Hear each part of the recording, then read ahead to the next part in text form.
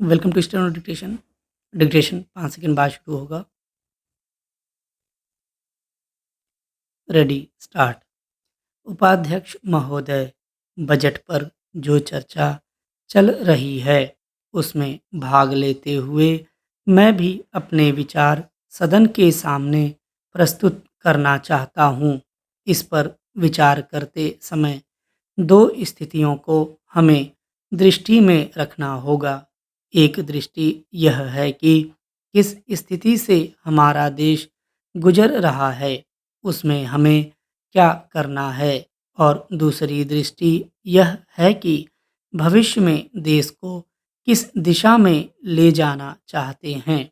जब तक इन दोनों दृष्टिकोणों को सामने रखते हुए इस बजट को नहीं जांचेंगे, तब तक हम यह निर्णय नहीं कर सक पाएंगे कि यह जो बजट हमारे सामने रखा गया है वह देश की दृष्टि से उचित बजट है या नहीं।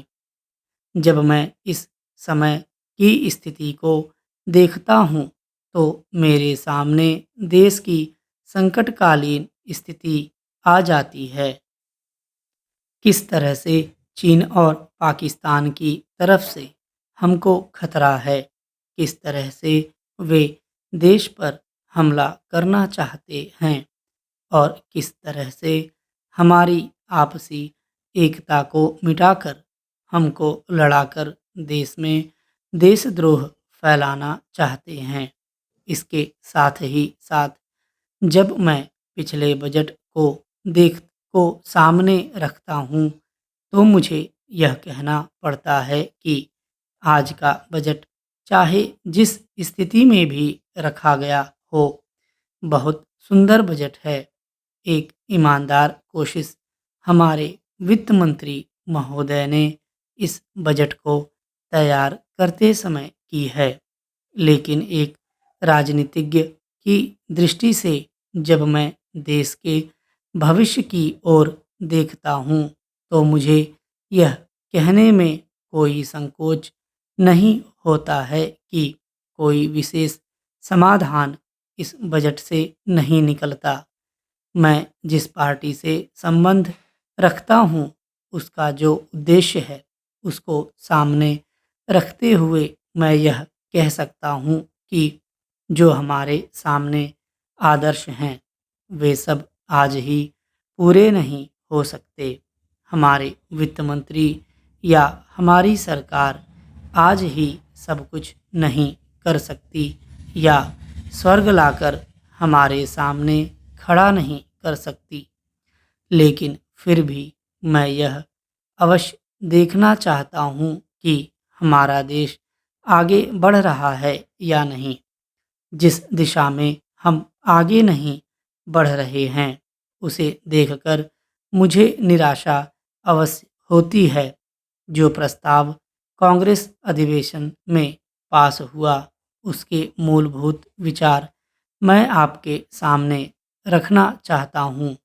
वहाँ हमने यह निश्चय किया था कि वर्तमान पंचवर्षीय योजना खत्म होने तक देश की जनता की ज़रूरत की चीज़ें पूरी कर दी जाएंगी।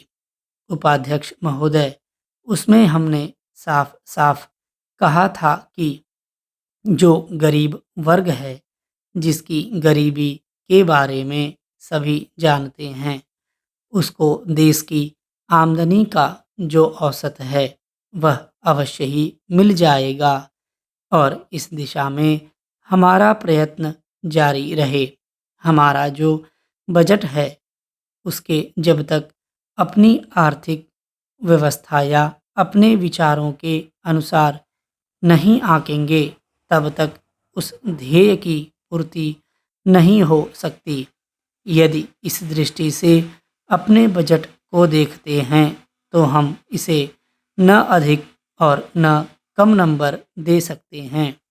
मेरी प्रार्थना यह है कि सरकारी या सरकार जिन संस्थाओं को सहयोग देती है उन्हें आदेश दिया जाए कि वे देश की उन्नति का विचार करें, परंतु खाने की पुष्टि देकर नहीं।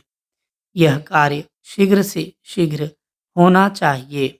इसका कारण यह है कि उच्च श्रेणी आम जनता का आदर्श होती है और जो कुछ उच्च श्रेणी के लोग करते हैं उसकी नकल कनिष्ठ श्रेणी के लोग करते हैं। इसलिए यह काम पहले उच्च श्रेणी पर हो जाए तो आम जनता पर उसका प्रभाव अवश्य गहरा पड़ेगा। सप्ताह में 2 बार भोजन छोड़ने का जो मेरा सुझाव है, इससे न केवल अनाज वरन ईंधन, तेल, कोयला आदि सबकी बचत होगी। भोजन छोड़ने के अलावा अन्न बचाने का और भी एक तरीका है, वह भी सामूहिक सामाजिक श्रेणी पर किया जा सकता है। जानते हैं कि इस देश में 10% अन्न कौन खराब करता है? कीड़े, पंछी, बंदर और बोरियां ठीक न होने से अनाज गिर जाता है और मिट्टी में मिल जाता है। यह विचारणीय है। इस प्रकार 80 लाख टन बर्बाद होने वाले अन्न को बचाया जाए तो भारतवर्ष को किसी भी देश से अन्न की भिक्षा मांगने की आवश्यकता नहीं पड़ेगी।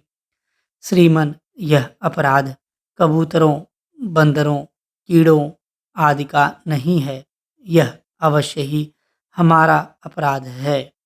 आज तक विदेशों से हमको अनाज मिलता रहा, इसलिए हम लापरवाह थे, इसीलिए अनाज का विनाश होता रहा। परंतु अकाल पड़ेगा जैसा कि इस वर्ष पड़ा है, तभी हम जागें तो यह ठीक नहीं है। हमें अन्न के नाश को रोकने की सतत कोशिश करनी चाहिए। उसकी बचत करना हमारा परम कर्तव्य है।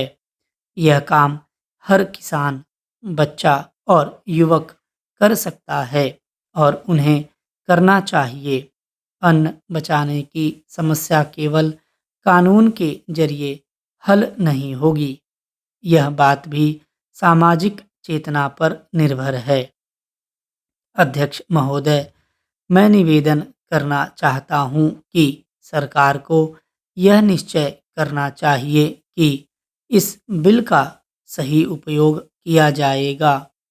पुलिस को डाक द्वारा मत देने का अधिकार दिया जा रहा है, वह सही है। वह अधिकार इससे पहले ही दिया जाना चाहिए था, लेकिन आजकल चुनावों में जो गड़बड़ी होती है उसको दूर करने के लिए सरकार को मूल अधिनियम में संशोधन करना चाहिए।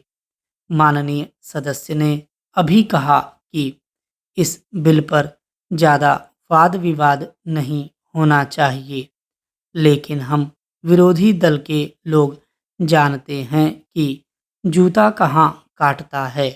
अगर कांग्रेस पार्टी चुनाव से पहले गद्दी छोड़ दे और सरकार में न रहे, तब हम देखेंगे कि कांग्रेस को कितने वोट मिलते हैं। चूंकि चुनाव के समय कांग्रेस पार्टी के हाथ में सरकार रहती है, इसलिए उसको इतने वोट मिल जाते हैं। मैंने मध्य प्रदेश में देखा है कि हमारे कुछ कर्मचारियों को आरोप लगाकर पकड़ लिया गया है। इस संबंध में न्यायाधीश का निर्णय वहां की विधानसभा में पढ़कर सुनाया गया है। पुलिस के वोट लेने के लिए ही यह बिल लाया गया है। हमें डर लगता है कि पुलिस पर दबाव डाला जाएगा। सरकार को यह बतला देना चाहिए कि ऐसा नहीं किया जाएगा। यदि प्रारंभ में ही चोर चोर का शोर मचा दिया जाए तो चोर घर में नहीं घुसता है, क्योंकि वह जानता है कि लोग जागे हुए हैं। हम अपना यह शक और चिंता इसीलिए प्रकट कर रहे हैं ताकि सरकार इन बातों का ध्यान रखे और चुनाव में होने वाली गड़बड़ियों को रोकने की कोशिश करे। यह जो छोटा सा बिल लाया गया है वह किसी विशेष मतलब से लाया गया है। जैसा कि विरोधी दल के अन्य माननीय सदस्यों ने कहा, यह बिल किसी विशेष पार्टी के हित के लिए नहीं लाया गया है। केवल अपने प्रदेश से बाहर काम करने वाले पुलिस के आदमियों को डाक द्वारा मत देने के का अधिकार देने के लिए नहीं लाया गया है। मैं निवेदन करना चाहता हूँ कि अभी देश में वे स्थितियाँ पैदा नहीं हुई हैं जिनमें वह अपनी मत के अनुसार जिसको चाहे वोट दे सकें। सदस्यों ने कहा है कि मध्य प्रदेश के लोग जो नागालैंड में हैं बेशक उनको यह अधिकार देना चाहिए, लेकिन इसके साथ साथ यह भी कहा जाता है कि हमारे राज्य में पुलिस के लोग हैं